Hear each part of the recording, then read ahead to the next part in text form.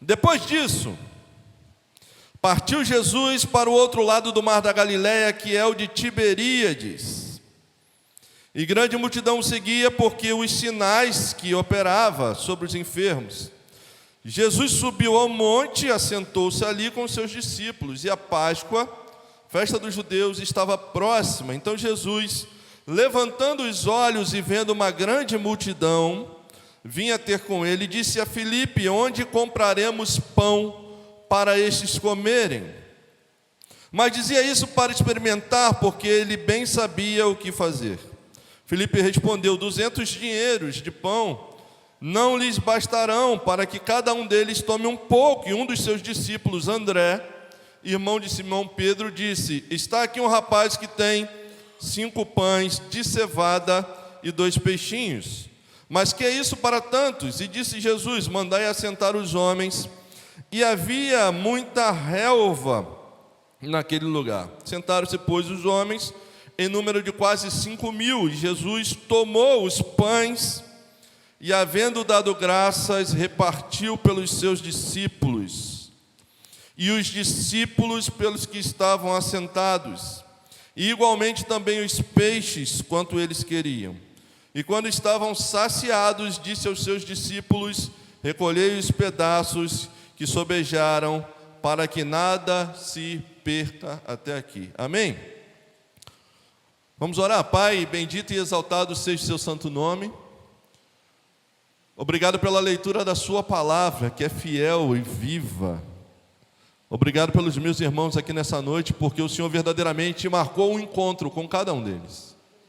E que a palavra ministrada aqui encontre corações sedentos, que os ouvidos não estejam fechados para ouvir a sua voz, não a minha, e que os corações sejam terreno fértil para que essa palavra outrora plantada possa, através da ministração aqui hoje, germinar em nome de Jesus. Amém. O que acontece aqui, queridos, é o seguinte: olha, Jesus, o texto inicia falando assim, olha, depois dessas coisas, o que aconteceu antes disso? 4 milagres aconteceram. Primeiro, você conhece bodas de Caná da Galileia. Jesus multiplica, ou melhor dizendo, transforma a água em vinho. Depois ele tem a cura de um oficial, do filho do oficial. Depois nós temos a cura do paralítico de Betesda. E chega aqui, nesse momento, um momento muito especial, porque nem todos os milagres, nem todos os feitos de Jesus são narrados nos 4 evangelhos. Esse feito, a multiplicação de pães e peixes, é narrado nos 4 evangelhos. E é interessante que Jesus recebe a notícia que João Batista, seu primo, morreu. Foi decapitado. E aí ele sai e diz para os discípulos: olha, vamos pegar o barco, vamos para o outro lado. Eu preciso passar um tempo com vocês. Eu preciso passar um tempo sabático com vocês. Mas a multidão que sabia dos milagres e dos feitos de Jesus, que o seguiam, enquanto ele ia com o barquinho dentro d'água, a multidão seguia pela terra. E quando Jesus chega do outro lado, a multidão já está lá esperando ele. E o texto vai dizer que era um deserto. Repita comigo: deserto. Era um deserto. Quando Jesus vê, olha para eles, começa a curar enfermos, começa a curar enfermidades, começa a libertar de demônios. E o tempo está passando, o dia vai findando. E chega uma hora que alguém vira para Jesus e fala assim: olha, mestre, eles precisam ir embora porque já está ficando tarde. Libera eles, para que eles vão pelas aldeias e comprem algo para comer. E Jesus sabia o que estava fazendo, amém? Jesus sempre sabe o que está fazendo. E aí Jesus vira para ele e fala assim: dá vocês de comer. Experimentando eles, dá vocês de comer. E aí, muitas das vezes a gente pensa assim: ué, mas nós não temos nada. André se levanta e diz assim: tem um menino que tem uma lancheira pequena. E o texto frisa em João: eram 5 pães de cevada e 2 peixinhos. É interessante que normalmente o pão era de trigo. E a palavra empregada aqui no grego para peixinhos não é a mesma da empregada para peixes. Então, normalmente uma palavra era empregada para peixe, mas aqui o autor quis dizer peixinhos, peixes pequenos. Provavelmente aquele menino tinha poucas posses, pastor Luan. E aí a mãe tinha mandado ele com pães de cevada, que era abaixo do trigo. Era o que ele tinha para lanchar, e 2 peixinhos provavelmente salgados para ele colocar dentro do pão, para disfarçar o sabor do pão de cevada. Mas tinha alguém disposto a abençoar, amém? Tinha alguém disposto a abençoar. E aí André chega. André é interessante porque André, existem 12 momentos que a Bíblia vai falar de André, 12. Dentre elas, 6 momentos e eram os discípulos do Senhor. Pedro, João, Tiago, André. E assim segue. Em 2 momentos específicos, André é aquele que apresenta. Quais são esses 2 momentos, pastor? Esse aqui é um deles. Esse momento que André apresenta o menino com os peixinhos para o Senhor. E o outro momento é no início do Evangelho, quando João e os seus discípulos estão caminhando, e um dos discípulos de João era André. E aí João Batista vira para aqueles discípulos que estavam caminhando com ele, quando vem o mestre, fala: esse é aquele que eu não sou digno de desatar as sandálias dos seus pés. E André fica encantado com aquilo, porque provavelmente esse assunto da vinda do Messias era cotidiano, era corriqueiro. E agora João vira para os seus discípulos e diz: é esse. E aí parece que há um desvio na rota, e André para de seguir João e segue Jesus, e vai para a casa de Jesus e passa com Jesus aquele dia. E ao passar aquele dia com Jesus, André sai de lá e vai direto encontrar com Pedro e diz: Pedro, achamos o Messias. Pedro não pergunta nada. Pedro ansiava por essa resposta há muito tempo. Achamos o Messias. Sabe quando você precisa de uma resposta? Você está comigo? Quando você anseia muito por uma resposta e a resposta vem. Aleluia, eu estou até cantando a música aqui. A resposta vem. Então Pedro não questiona, Pedro só vai. Então André é um dos responsáveis por apresentar Jesus a Pedro, ou Pedro a Jesus. E é um dos responsáveis por indicar esse menino e levar esse menino até Jesus. Tem um menino aqui, André está muito ligado nas coisas que estão acontecendo. André não está distraído. André, a Bíblia não diz que ele fez milagres, ou os discípulos fizeram, mas não relata que foi ele. Aqui não relata que André escreveu nenhum texto, mas por menor que seja André na história, o papel dele foi apresentar. Às vezes a gente pensa que a gente quer ser alguma coisa, mas o nosso papel é só apresentar. Quer ver? Tem uma história que é o seguinte: você conhece a história de Billy Graham? Todos conhecem Billy Graham aqui? Um belo dia, um pregador famoso estava na sua cidade, e ele era jovem. E aí, naquele tempo, as igrejas eram tendas, e tinha uma tenda ali, a tenda estava lotada.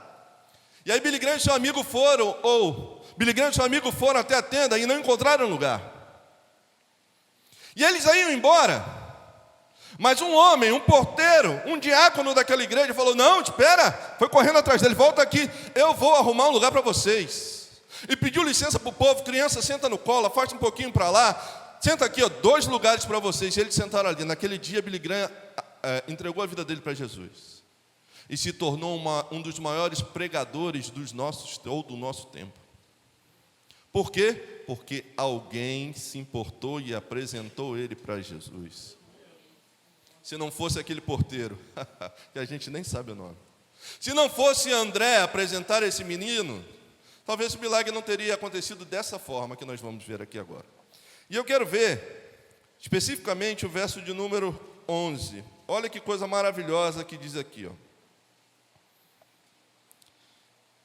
No 10 antes, Jesus disse: mandai assentar os homens, e havia muita relva naquele lugar. Mas pastor, o texto inicia dizendo que é deserto, e agora o texto está dizendo que tem relva. É interessante como, quando nós estamos na presença do Senhor, Ainda que esteja em deserto, tem pasto e tem sustento. Porque só tem relva onde tem ovelha. Aonde tem ovelha tem relva. O sumo pastor estava naquele lugar, então tinha relva para o povo. O sumo pastor estava ali, então todo o deserto que o sumo pastor está, vai ter provisão.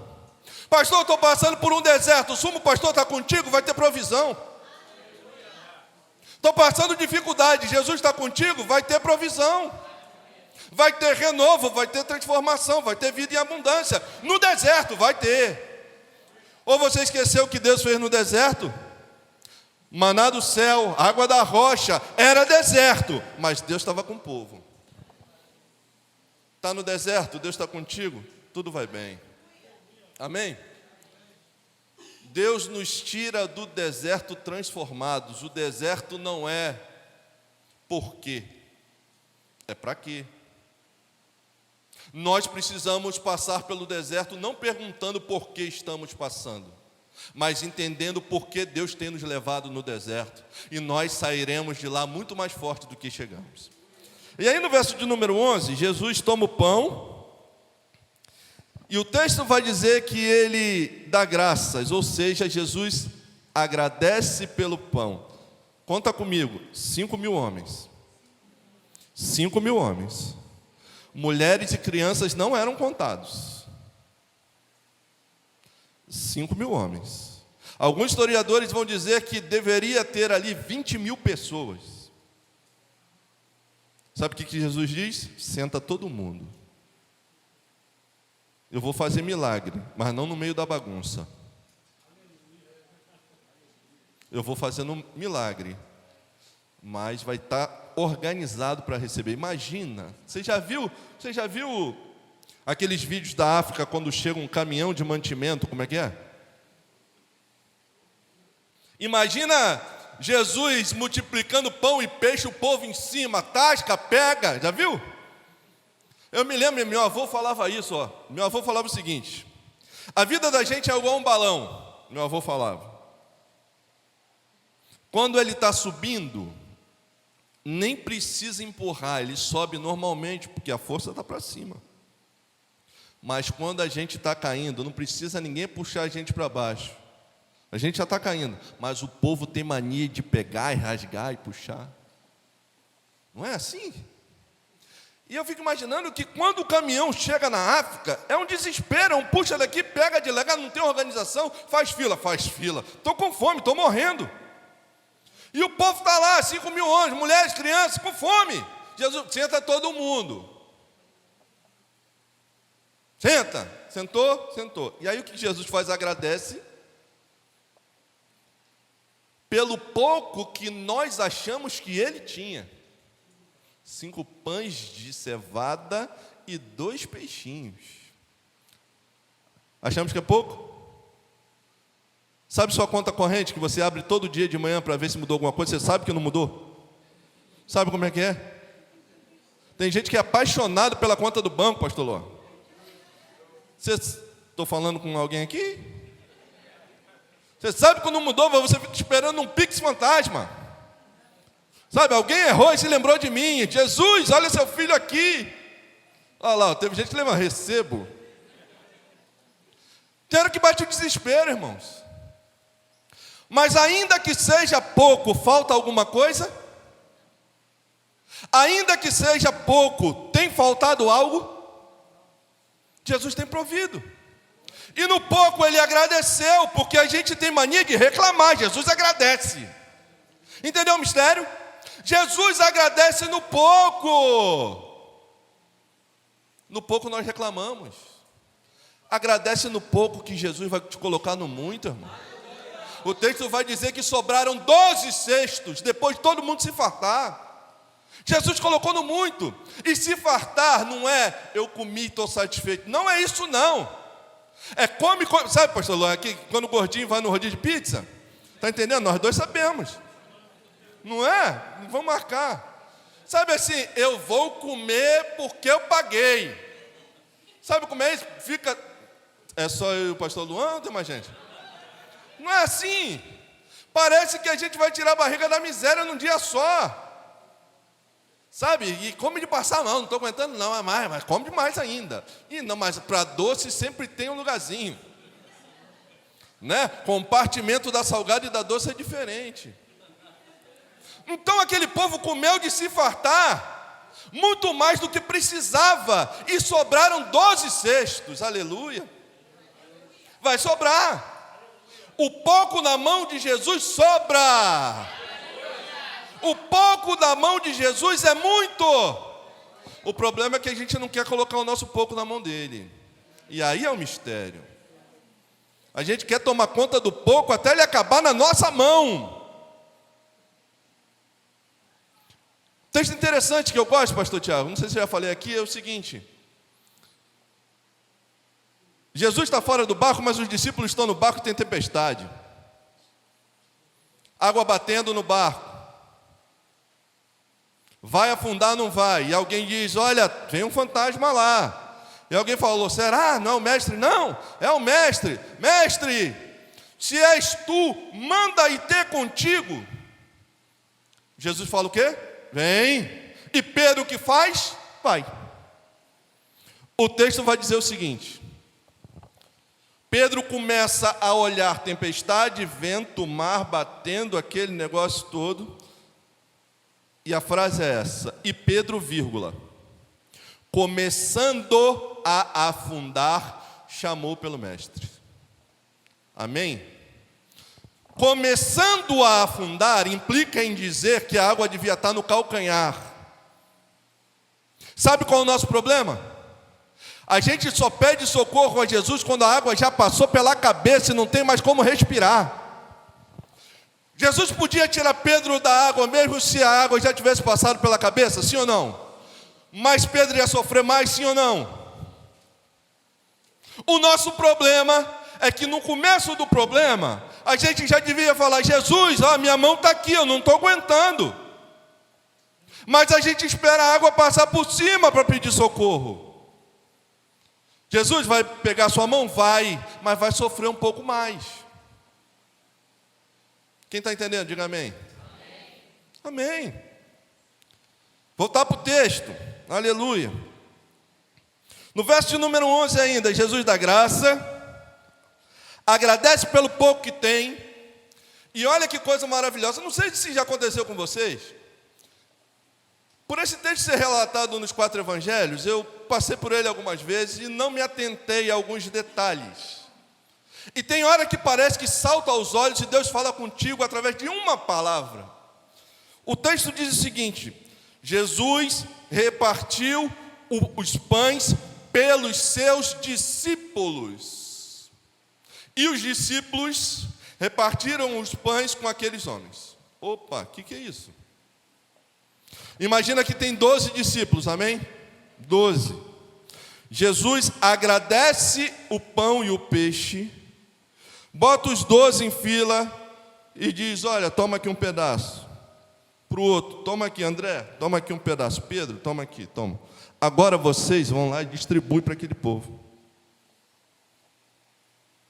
Você vai entender.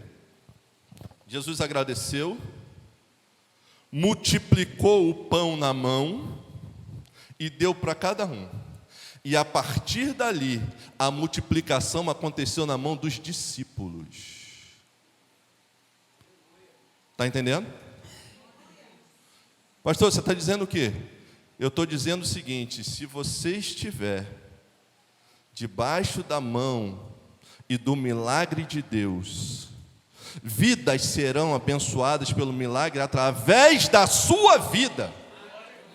Através da sua vida. Então o milagre acontece através das mãos dos discípulos.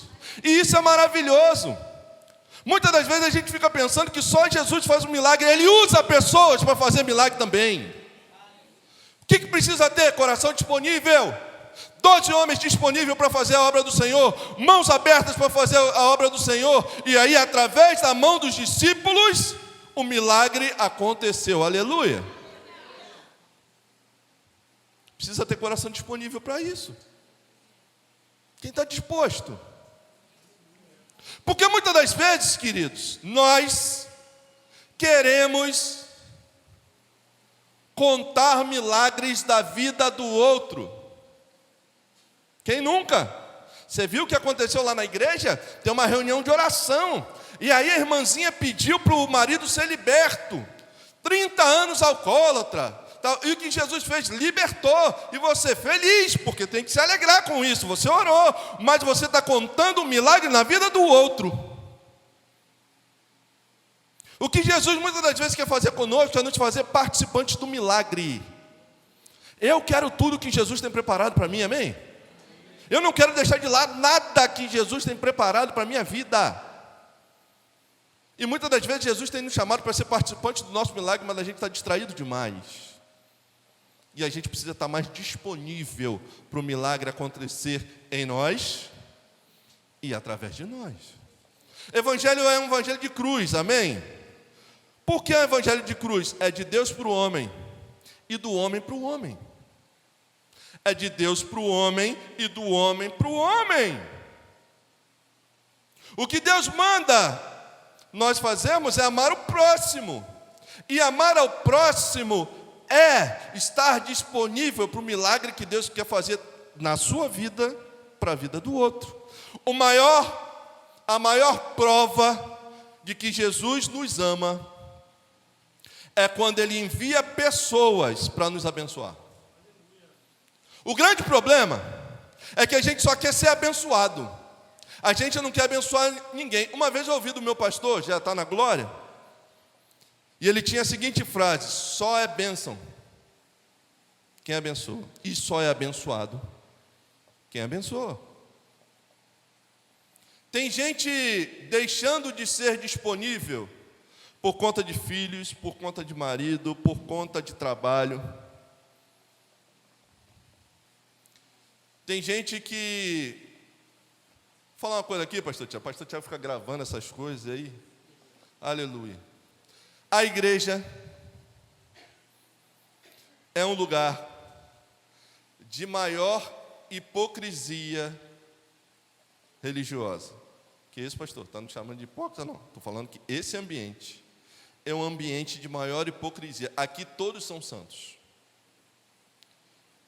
Mas a nossa disponibilidade não começa aqui.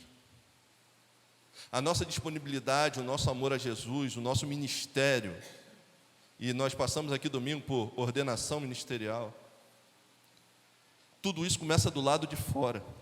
Aqui é o momento só de celebrar aquilo que o Senhor tem feito na nossa vida. Aqui é o momento de encontrar os irmãos e glorificar a Deus e se alegrar com Ele, e abraçar e se alegrar, porque eles continuam caminhando. Mas a verdade acontece de domingo de noite até o sábado de noite, é a verdade do Evangelho. Porque aqui nós somos religiosos demais, nós somos santos demais. Aqui nós pregamos demais, falamos demais, oramos demais, e no dia a dia? O que essa igreja tem feito, o que a minha igreja tem feito, e muitas igrejas têm feito, é pregar o Evangelho prático. O que é o evangelho prático? É você poder sair daqui e utilizar o que foi falado em púlpito quando chegar em casa. Com seu filho que está nas drogas, seu marido que é bebum, com seu filho que saiu de casa e não voltou, sua filha que está se perdendo. Como é que a gente utiliza o evangelho prático no dia a dia? É isso que precisa acontecer. Então o nosso ministério, a nossa disposição, o milagre que vai acontecer através das nossas mãos, precisam dessa disponibilidade de segunda a segunda. Não só dentro da igreja. E Jesus está fazendo milagre aqui, através das mãos dos discípulos. E se você veio aqui hoje, não foi por convite de ninguém.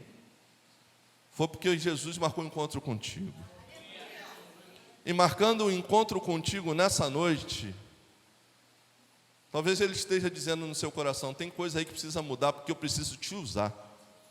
Eu me lembro, pastor Tiago, que um dia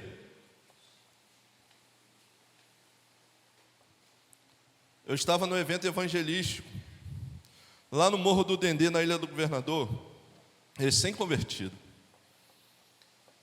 E aí Deus falou ao meu coração assim: se corrige, se santifica, porque eu tenho uma grande obra através da sua vida.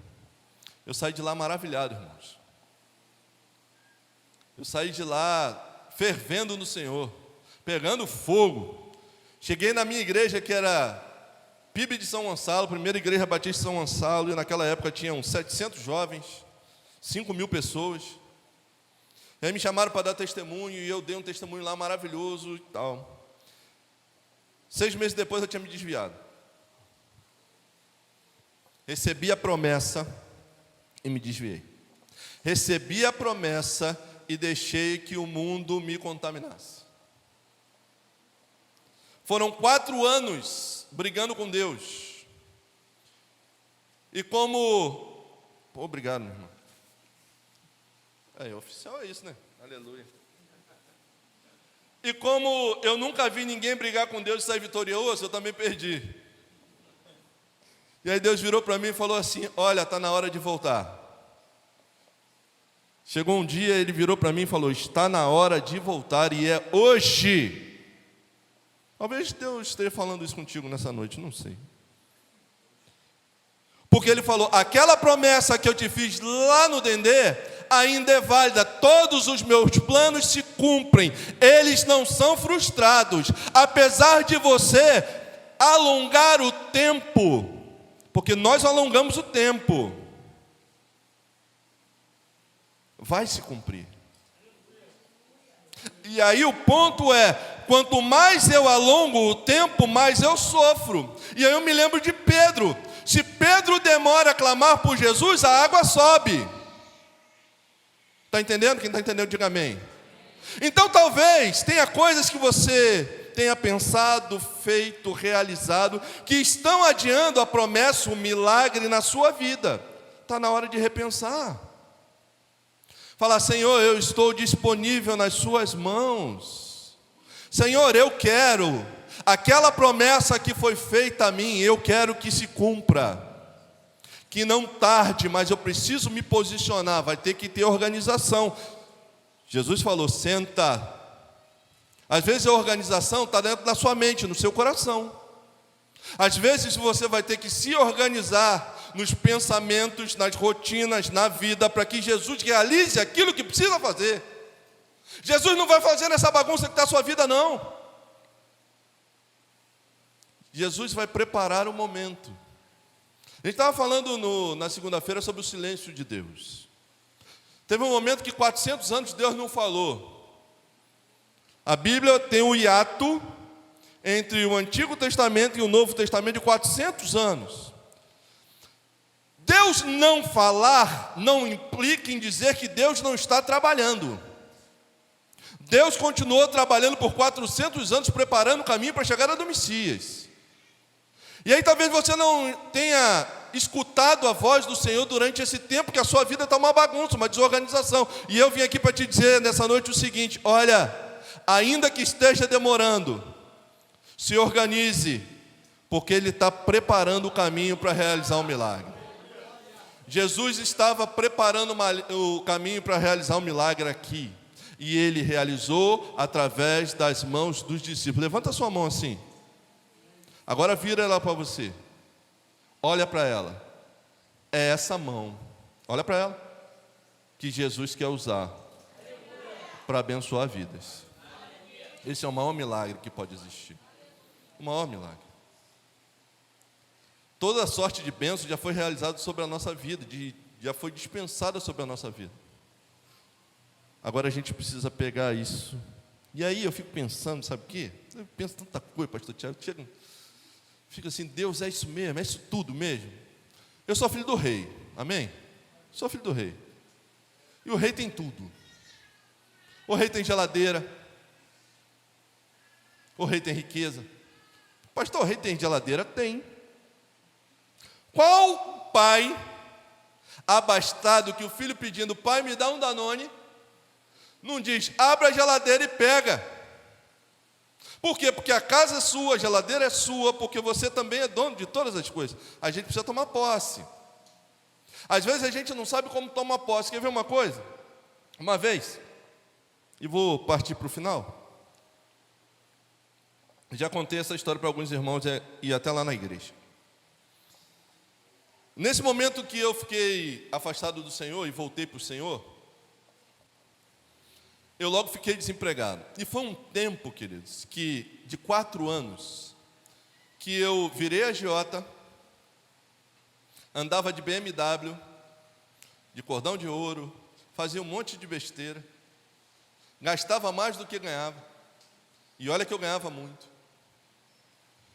E aí quando Jesus me encontra de novo, ele diz assim: olha, eu tenho algo muito melhor para você.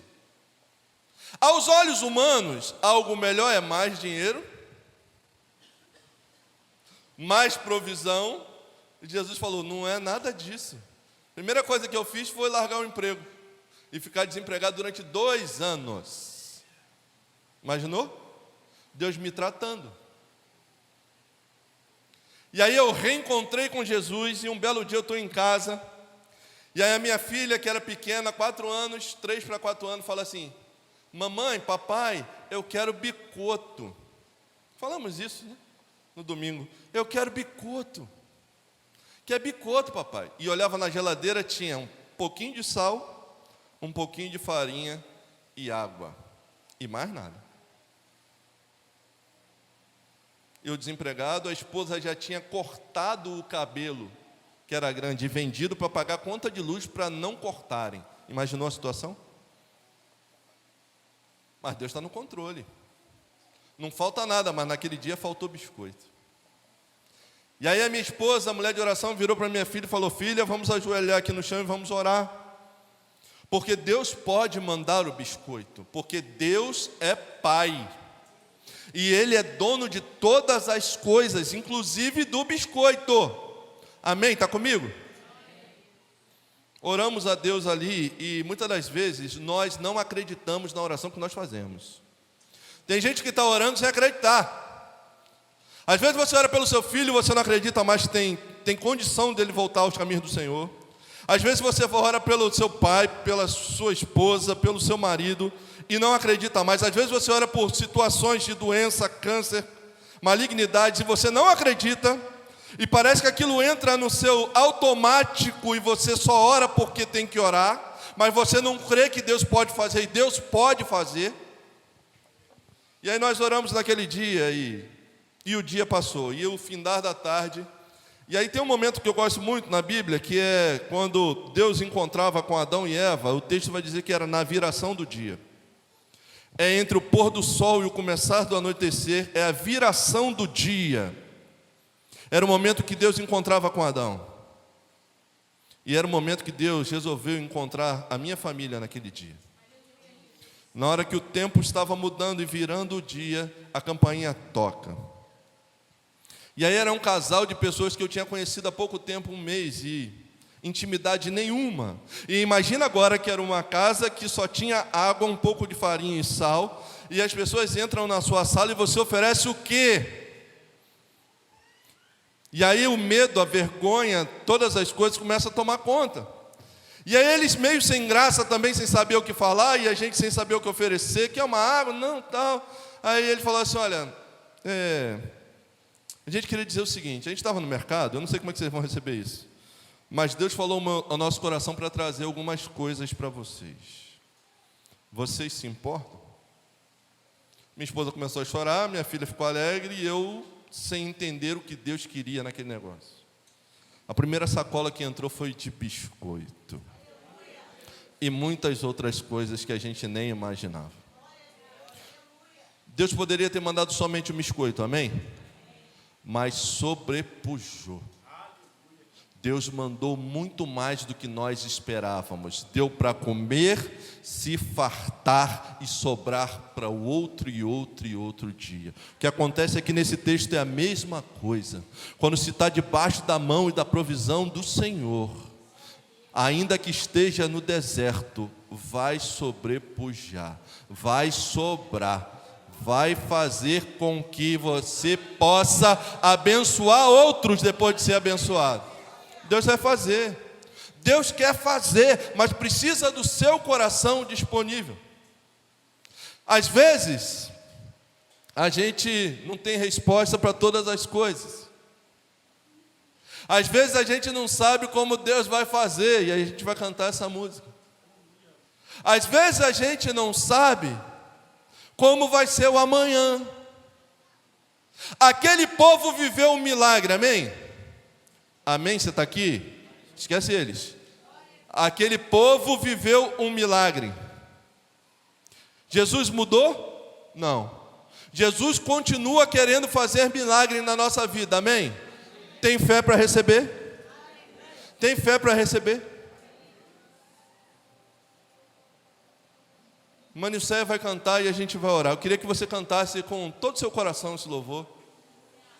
Porque na verdade, a gente vive de milagre todos os dias. Dormir e acordar é um milagre. Provisão na mesa é milagre. Finança é milagre. Nós não temos nada, é o Senhor que provê tudo para nós. E provê muito mais do que pedimos ou pensamos. Basta um coração disponível nas mãos dele.